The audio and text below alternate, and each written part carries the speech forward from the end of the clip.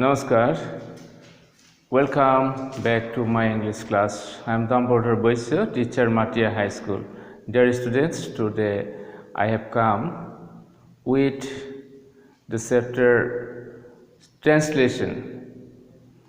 for the students of class 9 and 10. Mormo Satrati Hokol, Aji, মই এটা নতুন chapter লৈ আহিছো গ্ৰামাৰৰ হেতু হৈছে ট্ৰান্সলেচন নৱম আৰু দশম শ্ৰেণীৰ ছাত্ৰ-ছাত্ৰীসকলৰ কাৰণে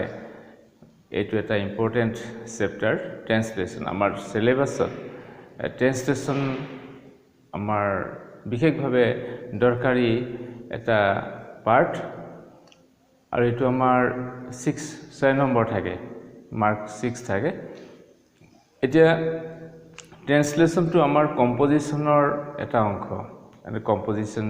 section or eta onko is it translation. Dear students, how do you feel when you are told to turn an Assamese sentence into English? Mormo satrati hokol jetia eta okhomia baikok ingraziloi onubad koriboloi dia hoy tete kenekwa lage আমি দেখা পাওঁ বহুতো ছাত্ৰ-ছাত্ৰীৰ কাৰণে ডাঙৰ সমস্যা বিশেষকৈ Assamese medium school বিলাকৰ ছাত্ৰ-ছাত্ৰীৰ কাৰণে বেছিভাগৰ কাৰণে ইংলিছত ট্ৰান্সলেট কৰাটো বা ট্ৰান্সলেচন কৰাটো বৰ কঠিন হৈ পৰে এই কাৰণটো কি আমি কি কাৰণত এটা বাক্যক অসমীয়াৰ পৰা ইংৰাজী কৰিবলৈ যাওঁতে টান পাওঁ তাৰ কেইবাটাও কাৰণ আছে আমি গ্ৰামাৰৰ কিছুমান দিশ গ্ৰামাৰৰ কিছুমান কথা আমি হয়তো ভালদৰে জনা নাথাকে বা আমি নাজানো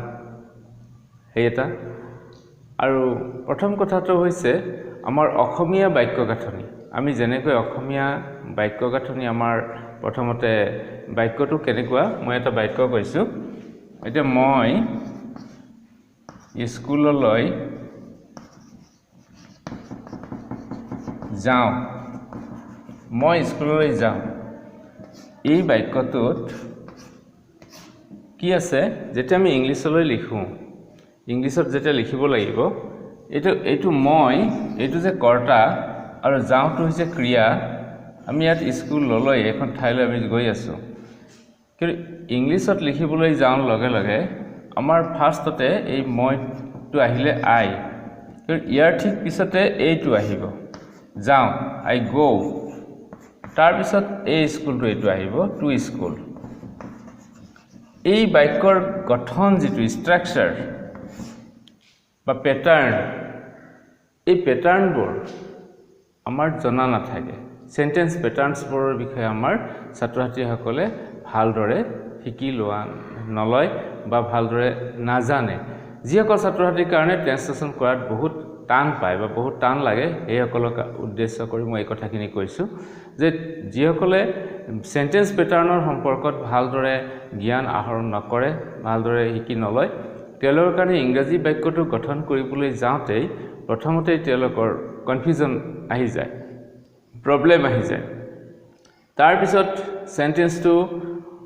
আমি ভাৰ্ব সেন্টেন্সত আমাৰ যেটো সাবজেক্ট হৈছে যেটো ভাৰ্ব যি কৰিবলৈ দিয়ে যেটো কৰে হেতু আমি জানিব লাগিব নাম্বাৰ 2 টেন্স কি টেন্সত আমি লিখিম কোনটো টেন্সত আমি লিখিম সেন্টেন্সটো হেতু জানিব লাগিব নাম্বাৰ 3 এই বাক্যবোৰত থকা শব্দবোৰ তাৰ parts of speech noun pronoun adjective verb adverb preposition conjunction interjection এইবোৰৰ বিষয়ে এটা সম্যক ধাৰণা থাকিব লাগিব কোনো ক্ষেত্ৰত আমি এডভাৰ্ব বিলাক কেনেকৈ ব্যৱহাৰ কৰিব লাগে যেনে ধুনিয়াকৈ নাইসলি বঢ়িয়াকৈ বা well she sings well তাই ধুনিয়াকৈ গীত গায় মানে ঠিক তেনে ধৰণৰ যিবিলাক বাক্য আমাৰ থাকে এতিয়া she writes very nicely তাই বৰ ধুনিয়াকৈ লিখে গতিকে এই যে কথাবোৰ আমাৰ নাইসলি বিউটিফুলি বা আমি well এই কথাবোৰ আমাৰ কোট কেনেকৈ বাক্যত ব্যৱহাৰ হয় এই এডভাৰ্ব বিলাকৰ এটা বিশেষ ভূমিকা থাকে এটো আমি জানিব লাগিব নাউন বোৰৰ বিষয়ে আমি জানিব লাগিব pronoun বোৰৰ বিষয়ে জানিব লাগিব হেতু ঠিক তেনেকৈ কিছুমান শব্দ আছে যিবিলাক সাবজেক্ট হিচাপে থাকিলে এই প্ৰনাউনবোৰ কেনেকুৱা হয় অবজেক্ট হিচাপে হলে কেনেকুৱা হ'ব সেই ৰূপবোৰ আমি জানিব লাগিব গতিকে আমাৰ ছাত্ৰছাত্ৰীসকলে গ্ৰামাৰৰ কিছুমান দিশ কিছুমান কথা যেতিয়া ভালদৰে শিকি ল'ব তেতিয়া এই ট্ৰান্সলেচন কৰিবলৈ তেওঁলোকৰ মনত সাহস আহিব আৰু আন এটা কথা হৈছে ভকেবুলাৰী ডেভেলপ কৰা অৰ্থাৎ আমি কেনেকৈ শব্দ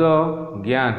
শব্দবোৰ আহৰণ কৰিব লাগে আমি যিকোনো এটা শব্দ ডিকশনাৰীত চাই শব্দটো মুখস্থ কৰি ললেই আমি ইংলিছ ক'ব পাৰিম হেতু নহয় বা ইংৰাজী লিখিব পাৰিম হেতু নহয় তাৰ যথাযথ প্ৰয়োগ একেটা শব্দই বেলেগ বেলেগ ক্ষেত্ৰত বেলেগ বেলেগ অৰ্থ প্ৰকাশ কৰে ইংলিছ এনেকুৱা এটা ভাষা যত এটা শব্দই বাক্যত কেনে ধৰণে ব্যৱহাৰ হৈছে তাৰ ওপৰত ভিত্তি কৰি আমি তাৰ অৰ্থটো উলিয়াও বা কওঁ গতিকে হেতু আমি চাব লাগিব গতিকে এনে ধৰণৰ ক্ষেত্ৰত ছাত্ৰ বা ছাত্ৰীগৰাকীয়ে বা ষ্টুডেন্টছবোৰে এই শব্দবোৰৰ ব্যৱহাৰ বা শব্দ জ্ঞান বা ভকেবুলাৰী এইটো আমি জানিব লাগিব কেতিয়াবা আমাৰ এইটো হয় যে একেটা অৰ্থ বুজাবলৈ আমি যেনে কলম্বাছে আমেৰিকা আৱিষ্কাৰ কৰিছিল এটো কলম্বাছ ডিসকভাৰ্ড আমেৰিকা এতিয়া আমি যদি কওঁ যে মাৰ্কনিয়ে ৰেডিঅ' আৱিষ্কাৰ কৰিছিল বা আমাৰ ওয়্যাৰলেছ অনাতাৰ যন্ত্ৰ আৱিষ্কাৰ কৰিছিল এইটো আৱিষ্কাৰ কি কৰিছিল নতুনকৈ উদ্ভাৱন কৰা গতিকে মাৰ্কনি ইনভেন্টেড ৰেডিঅ' আৰু মাৰ্কনি ইনভেন্টেড ওয়্যাৰলেছ গতিকে এই ধৰণৰ ইনভেন্ট আৰু ডিসকভাৰ ক'ত ব্যৱহাৰ হৈছে এইটো আমি চাব লাগিব গতিকে সেই ক্ষেত্ৰত আমাৰ ছাত্ৰছাত্ৰীসকলে মনোযোগ দিয়া দৰকাৰ আমি এপ্ৰোপ্ৰিয়েট প্ৰিপজিশনছ বিলাক গ্ৰুপ ভাৰ্বছবোৰ আমি প্ৰেজেন্ট ইডিয়মছ যিবিলাক আছে ফ্ৰেজ বিলাক সেইবোৰ আমি ভালদৰে চাব লাগে টেন্সৰ কথাবোৰ জানিব লাগে তেনেহলে আমি আহিছো যে ট্ৰান্সলেচন কৰিবলৈ যাওঁতে আমি কোনবোৰ কথা বেছি ভালদৰে জানিব লাগিব আমাৰ সেকেন্ডাৰী ষ্টেজত ছাত্ৰছাত্ৰীসকলে 9 বা 10ত থকা ছাত্ৰছাত্ৰীসকলে বিশেষকৈ এছামিজ মিডিয়ামৰ ছাত্ৰছাত্ৰীসকলে ট্ৰান্সলেচনৰ ওপৰত গুৰুত্ব দিয়াটো ভাল আমাৰ প্ৰেক্টিকেল লাইফত in our practical life or in our day to day life in our real life situation আমাৰ কি কৰিব লগা হয় আমি কেতিয়াবা মুখামুখি হলে কোনোবা এটা সিচুৱেচনত আমি ইংলিশটো ক'ব লগা হ'ব পাৰে যদি আমি ট্ৰান্সলেচনটো ভালদৰে কৰিব পাৰো তেনেহলে আমি কি হয় এই ইংলিশটো কোৱাত আমাৰ সহজ হয় ঠিক আছে আমি এতিয়া আহিছো যে ট্ৰান্সলেচন কৰিবলৈ যাওঁতে আমাৰ কোনবোৰ কথা বেছি ইম্পৰ্টেন্ট আমি ইয়াতে বিশেষকৈ জানিব লাগিব ইন্ট্ৰোডাক্টৰী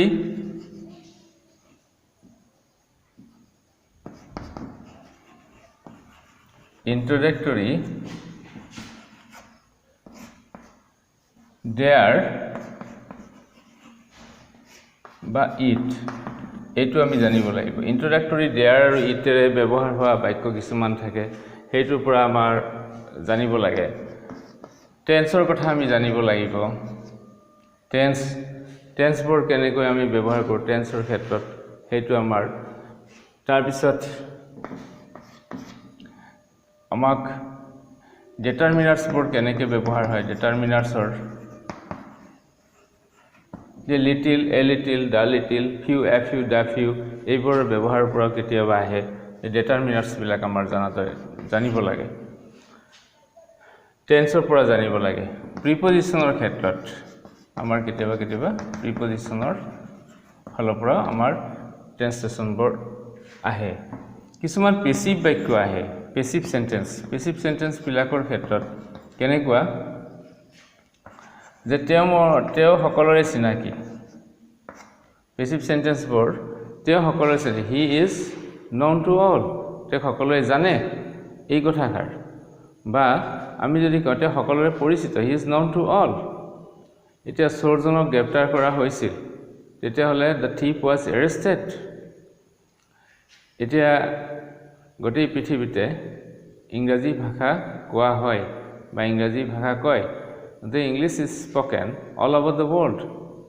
এই ধৰণৰ বাক্যবোৰ আমি যদি চাওঁ তেনেহলে কি হয় যে কিছুমান সেন্টেন্স আছে যিবোৰক আমি পেসিভ ফৰ্মতো লিখিব লগা হয় গতিকে আমাৰ ছাত্ৰ-ছাত্ৰীসকলে এইকেইটা দিশলৈ আমি গুৰুত্ব দিয়া দৰকাৰ এতিয়া ইন্ট্ৰোডাক্টৰী ইট বা দেয়াৰৰ ব্যৱহাৰৰ পৰা আমাৰ কেনে ধৰণৰ সেন্টেন্স আহে আমি যদি ইয়াত আলোচনা কৰোঁ এতিয়া আমাৰ গাঁৱত এটা ডাকঘৰ আছে আমাৰ গাঁৱত এটা ডাকঘৰ আছে এটো এটা বাক্য আমাৰ গাঁৱত এটা ডাকঘৰ আছে তেনেহলে আমি কি লিখো এই যে এটো আছে বা কোনো এটা বস্তুৰ অস্তিত্ব ইয়াত আছে এ থকা বুজাবলৈ আমি দেয়াৰ লিখো there is a post office there is there hill is a hill singular there is a post office in our village এতিয়া এই বাক্যটোলৈকে আহিছো there is a post office আমি কেনেকৈ ট্ৰান্সলেশন বিলাক ডেভেলপ কৰিব পাৰো হেৰ ডাঙৰ কথা there is a post office in our village এটা এটা ডাকঘৰ আছে এটো ডাকঘৰ নহয় পোস্ট অফিস নহয় যদি এটা হস্পিটাল হয় আমাৰ গাঁৱত এটা চিকিৎসালয় এখন চিকিৎসালয় আছে তেনেহলে কি হ'ব there is a hospital in our village আমাৰ গাঁৱত এটা হাই স্কুল আছে তেনেহলে there is বা এখন হাই স্কুল আছে there is a high school in our village তেনেকুৱা আমাৰ গাঁৱত এটা কি আছে হয়তো মন্দিৰ আছে there is a temple in our village যদি এই বাক্যটোৰ মাজেৰে আমি কেইবাটাও সেন্টেন্স পাব পাৰো ঠিক তেনেকৈ আমি দেয়াৰৰ ক্ষেত্ৰত কি ক'ব পাৰো আন এটা বাক্য নিশ্চয় ছাত্ৰ-ছাত্ৰীসকলে এনে ধৰণে আমি আলোচনা কৰিলে বেছি সহজ হ'ব বা উপকৃত হ'ব যে এটো আমি যদি এনেকুৱা এটা সেন্টেন্স আলোচনা কৰো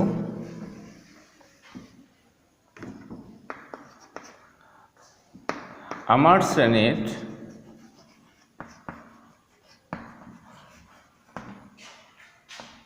আমাৰ শ্ৰেণীত 50 জন ছাত্ৰ-ছাত্ৰী আছে ইয়াত আমি কি লিখিব পাৰো যে there are বহুবচনত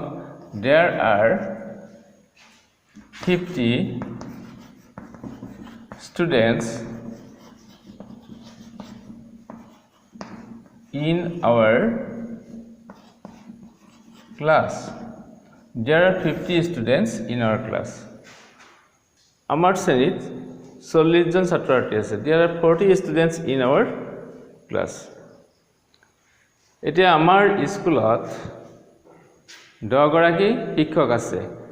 there are 10 teachers in our school আমাৰ স্কুলত আমাৰ বিদ্যালয়ত যদি আমি ভাবো আমাৰ বিদ্যালয়ত 500 ছাত্ৰ-ছাত্ৰী আছে there are 500 students in our school এটা ক্লাস তো নহয় আমাৰ স্কুল হ'ব পাৰে এটা শ্ৰেণী নহয় স্কুল হ'ব পাৰে আমি ঠিক তেনেকুৱা যে মোৰ বেগত 5খন কিতাপ আছে there are 5 books in my bag there are 5 books in my bag আমি তেনেকৈ ক'ব পাৰো আমাৰ বিদ্যালয়ত এখন খেলপথাৰ আছে there is a playground in our school এনেকুৱা সেন্টেন্স বিলাক এক্সামত আহি থাকে যে আমাৰ বিদ্যালয়ত এখন খেলপথাৰ আছে there is a playground in our school আমাৰ বিদ্যালয়ত এটা লাইব্ৰেৰী পুথিভঁৰাল আছে there is a library in our school কিমান সহজ লাগি গৈছে গতে আমি দেখিছো যে সেন্টেন্সবোৰ আমাৰ এনেকৈ ভাবি থাকিলে একেবাৰে সহজ হয় আৰু এনেকৈ আমি ডেভেলপ কৰিব লাগিব তেনেকৈ লিখিলে এটা শব্দবোৰ জানিব লাগিব তাৰ স্পেলিংও জানিব লাগিব বানান জানিব লাগিব আৰু আমি কেনেকৈ লিখিলো there are যদি কি হয় এটো কাউন্টেবল হয় প্লুৰেল মানে বহুবচন হয় তেনেহলে আমি there are লিখিম আৰু যদি সিঙ্গুলাৰ হয় আমি আগৰ বাক্যত কোৱাৰ দৰে there is a post office in our village but there is a playground এখন খেলপথাৰ singular number there is a playground in our school আমি তেনেকৈ লিখিব পাৰো গতিকে ছাত্ৰ ছাত্ৰীসকলে এই ক্ষেত্ৰত হেতু জানিব লাগে এটা গিলাসটোত অলপ গাখীৰ আছে কেতিয়াবা এনেকুৱা হয় গিলাসটোত আমি যদি ভাবো যে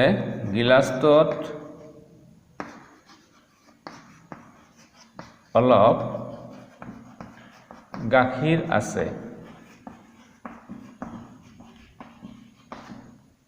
তেনেহলে কি হ'ব there is গাখীৰ to এটা uncountable noun গাখীৰ মানে milk there is a little এটো আমি লিখিব লাগিব a little there is a little milk there is a little milk in the glass ইয়াত দুটা কথা আহিল এটা ইন্ট্ৰোডাক্টৰি there আৰু এটা আমাৰ কি থাকিলে ইয়াত little অৰ্থাৎ এটা ডিটাৰমিনাৰ্সৰ ফালৰ পৰা ইয়াত থাকিলে গতিকে আমি কি কৰিব পাৰো there is a little milk in the glass গতিকে ছাত্ৰছাত্ৰীসকল আমাৰ এই যে সেন্টেন্সবোৰ আমি দেখিলো ইয়াত নিশ্চয় আমাৰ আলোচনা কৰাত আমাৰ সহজ লাগি গৈছে বা আমি সহজ পাই আছো ইট থকা বাক্য ইন্ট্ৰোডাক্টৰি ইট থকা বাক্যবিলাকৰ ক্ষেত্ৰত আমি কেনেকৈ লিখিব পাৰো যেনে এতিয়া বৰষুণ দি আছে আমি যদি কওঁ যে বৰষুণ দি আছে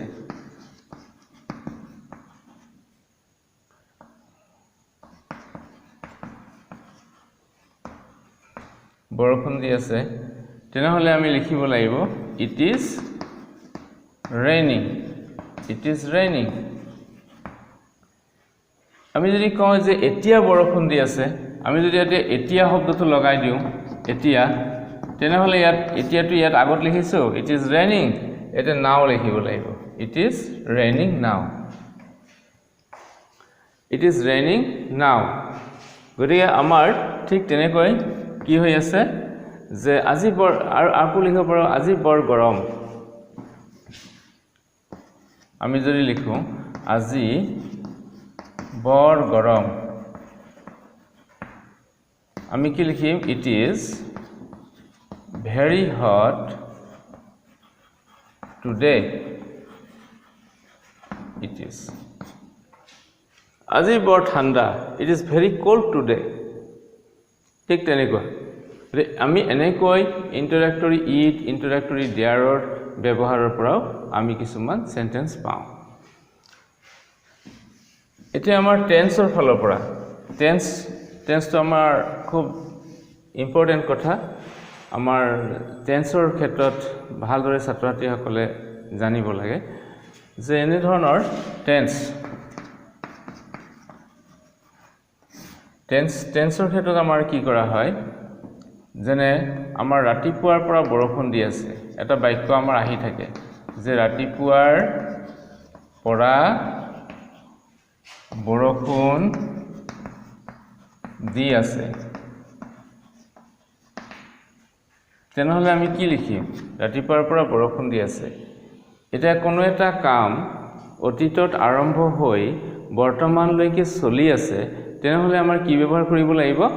যে it has been present perfect continuous tense it has been raining since morning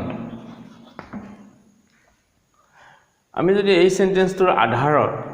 ইয়াক মডেল হিচাপে লৈ এই সেন্টেন্সটোৰ আধাৰত আন কিছুমান কথা কওঁ ৰাতিপুৱাৰ পৰা হি পঢ়ি আছে তেতিয়াহলে কি হ'ব he has been reading since morning ৰাতিপুৱাৰ পৰা মানুহজনে কাম কৰি আছে the man has been working since morning ঠিক তেনেকুৱা আমি এই ধৰণৰ কথাবোৰ যেটো কি হৈ আছে যে ৰাতিপুৱাৰ পৰা তাই এটা গল্প লিখি আছে তেনেহলে কি হ'ব she has been writing a story since morning গতিকে আমি এনেকৈ বাক্য কিছুমান আনিব পাৰো তেতিয়া আমাৰ এই বাক্যটো বুজি লোৱাত সহজ হয় আমাৰ এটো প্ৰেজেন্ট পাৰফেক্ট কন্টিনিউয়াস টেন্স অৰ্থাৎ কি হৈ আছে যে ৰাতিপুৱাৰ পৰা বৰষুণ দি আছে কামটো চলি আছে তেনেকুৱা কিন্তু কিছুমান সেন্টেন্স থাকে এই ধৰণৰ আৰু লগতে আমি জানিব লাগিব since morning মৰ্নিংৰ আগত since ব্যৱহাৰ হৈছে ঠিক তেনেকৈ কিছুমান বাক্য থাকে যে এতিয়া লৰাজন এসপ্তাহ ধৰি জ্বৰত ভুগি আছে আমি যদি ভাবো যে এটো লৰাজন এসপ্তাহ ধৰি এটো পিৰিয়ড অফ টাইম এসপ্তাহ ধৰি জ্বৰত ভুগি আছে তেনেহলে আমি কি কওঁ the boy has been suffer মানে ভুগি থকা the boy has been suffering from fever for a week the boy has been suffering from fever for a week লৰাজন এসপ্তাহ ধৰি জ্বৰত ভুগি আছে এটা আমি for a week ইয়াত এসোৱা সময় বুজাইছে for a period of time তেতিয়া আমাৰ কি হৈছে for a week কি এনেকুৱা কিছুমান আকৌ সেন্টেন্স আছে ধৰা no verb be verb হেবিলাকৰ ক্ষেত্ৰত হলে কি হয় যেনে মই ইয়াত এসপ্তাহ ধৰি আছো ইয়াত আমি যদি কওঁ মই ইয়াত এসপ্তাহ ধৰি আছো তেনেহলে কি লিখিব লাগিব I have been here for a week have been তুমি ইয়াত এসপ্তাহ ধৰি আছা you have been here for a week he ইয়াত এসপ্তাহ ধৰি আছে he has been here for a week ঠিক তেনেকৈ মই তেওঁক বহু দিনৰ পৰাই জানো মই তেওঁক বহু দিনৰ পৰাই জানো তেনেহলে কি হ'ব যে I have known him for a long days I have known him for a long days have known for long days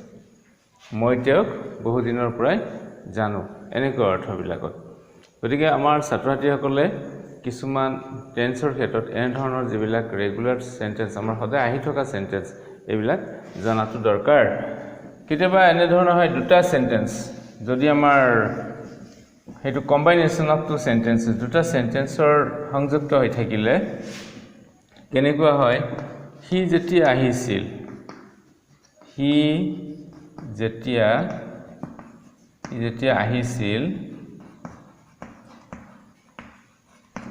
মই পঢ়ি আছিলো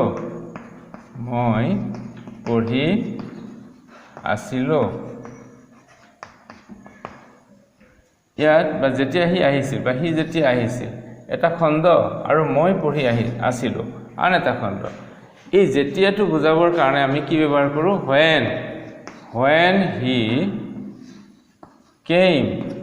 when he came I was reading এনে ধৰণৰ বাক্য when he came I was reading অৰ্থাৎ হি যেতিয়া আহিছিল মই পঢ়ি আছিলো ঠিক তেনেকৈ মানে when we saw him আমি যেতিয়া তাক দেখিছিলো তে বাগিচাত কাম কৰি আছিল when we saw him he was working in the garden যেতিয়া মই তেওঁক দেখিছিলো তে বাগিচাত কাম কৰি আছিল এইটো এনে ধৰণৰ সেন্টেন্স বিলাকত আমি when clause থাকিলে এফালে আমি কি কৰিব পাৰো past indefinite আনফালে past continuous tense ব্যৱহাৰ কৰো আৰু কেতিয়াবা কি হয় যে দুটা টেন্সৰ ক্ষেত্ৰত যেনে এটা অতীত কালত এটা ঘটনাৰ আগত আন এটা ঘটনা ঘটিলে এটা ধৰা আমি ষ্টেচন পোৱাৰ আগেয়ে বাছখন এৰিছিল আমি স্টেশন পোৱাৰ আগেয়ে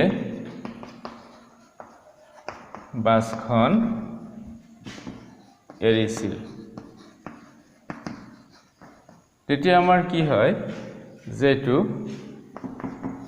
দুটা ঘটনা আমি স্টেশন পোৱা আৰু বাছখন এৰা দুটা অতীতকালত হৈছিল তেনেহলে কি লিখিব লাগিব the bus had left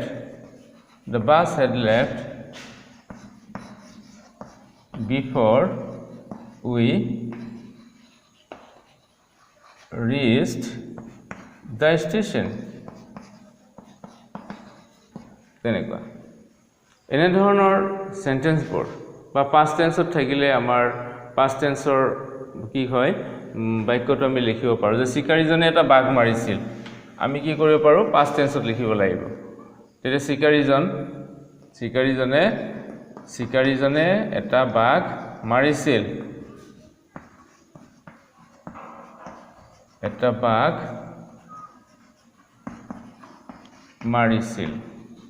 তেনেহলে আমি শিকাৰীজনে এই যে মাৰিছিল killed তে কি লিখিব লাগিব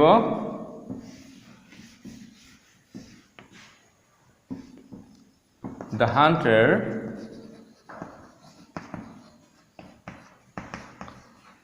killed a tiger গতিকে আমি এনে ধৰণৰ সেন্টেন্সবোৰ লিখিব পাৰো এইখিনিতে মই ছাত্ৰছাত্ৰীসকলক আমাৰ ক্লাছ 9 আৰু 10 ৰ ছাত্ৰছাত্ৰীসকলক আন এটা দিশ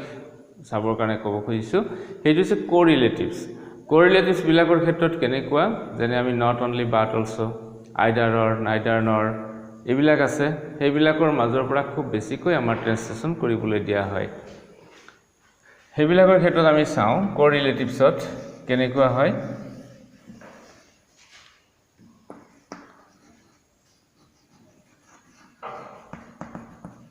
কোৰিলেটিভছৰ ব্যৱহাৰৰ পৰা যেনে লৰাজন অকল বুদ্ধিমানেই নহয় অকল বুদ্ধিয়কেই নহয় এনেকৈ দিওঁ অকল বুদ্ধিয়কেই নহয় পৰিশ্ৰমীও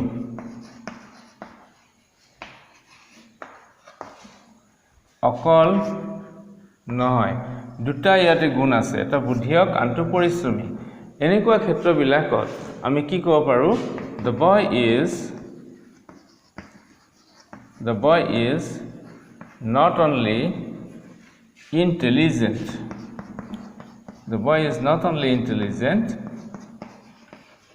but also hardworking এয়া hardworking লিখিবলৈ hard worker নহয় hardworking এইটো লিখিব পাৰো the boy is not only intelligent but also hardworking বা the boy is not only intelligent but also industrious diligent এইবিলাক শব্দ লিখিব পাৰি কিন্তু আমি বেছিভাগ ক্ষেত্ৰতে hardworking টো ব্যৱহাৰ কৰো আমি এনেকুৱা ক্ষেত্ৰত ক'ব পাৰো যে তাই অকল ধুনীয়াই নহয় বুদ্ধিমতীও she is not only beautiful but also intelligent গতি তেনেকুৱা কেতিয়াবা আমাৰ এনেকুৱা হয় যে এটো যে মানুহজন ইমান দুৰ্বল যে খোজ কাঢ়িবই নোৱাৰে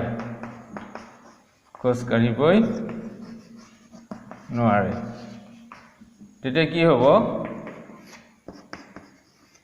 the man is too weak to walk এইখিনি মন কৰিব লাগিব যেটো এডজেক্টিভ উইক আছে তাৰ আগত এইটো আৰু যেটো ভাৰ্ব আছে ভাৰ্বৰ আগত এইটো infinitive but the man is too weak to walk এইটো আমি আকৌ এনেকৈ লিখিব পাৰি যে the man is so weak